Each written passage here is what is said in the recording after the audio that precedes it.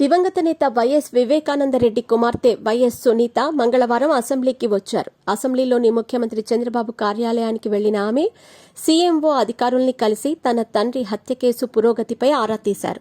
సునీత తన తండ్రి కేసు విచారణకు సంబంధించి చంద్రబాబును కలవటం ఇది రెండోసారి.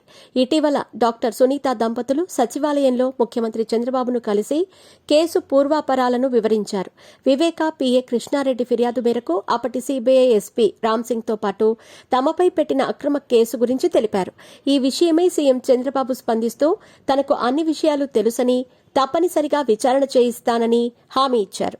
సిఐడి విచారణ ద్వారా వాస్తవాలను బయటకు తేవాలని వైఎస్ సునీత కోరగా చంద్రబాబు సానుకూలంగా స్పందించారు. చంద్రబాబుతో భేటీకి ముందు వైఎస్ సునీత ఆగస్టు 7న హోంమంత్రి వంగలపూడి అనితను కలిశారు. తన తండ్రి హత్య కేసులో జరిగిన పరిణామాలను హోంమంత్రి దృష్టికి తీసుకెళ్లారు.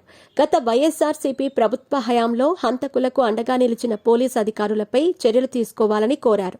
ఈ విషయమై అనిత స్పందిస్తూ కేసు సీబీఐ విచారణలో ఉన్నందున తమ నుంచి ప్రభుత్వం తరపున సంపూర్ణ సహకారం ఉంటుందని భరోసా ఇచ్చారు. దోషులకు శిక్ష పడేలా చూస్తామని, తప్పు చేసిన పోలీసులను వదిలిపెట్టమని హామీ ఇచ్చారు. ఇదిలా ఉండగా అదే రోజు సాయంత్రం కడప ఎస్పీ హర్షవర్ధన్ రాజుని సునీత కలిసి వివేక హత్య కేసు పూర్వాపరాలను వివరించారు. అసెంబ్లీకి వెళ్లాల్సిన పులివెందుల ఎమ్మెల్యే జగన్ తాడేపల్లిలోని నివాసంలో ఉండగా ఆయన సోదరి బాబాయి కుమార్తె సునీత అసెంబ్లీకి వెళ్లటం యాదృచ్ఛికం. తన తండ్రి హత్య కేసు విచారణకు సంబంధించి సీఎం చంద్రబాబును ఆయన కార్యాలయంలో కలిసి విన్నవించారు.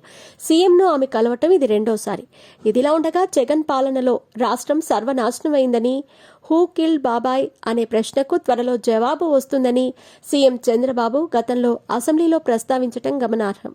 వివేక హత్య కేసు పలు మలుపులు తిరిగిందని సీఎం వ్యాఖ్యానించారు.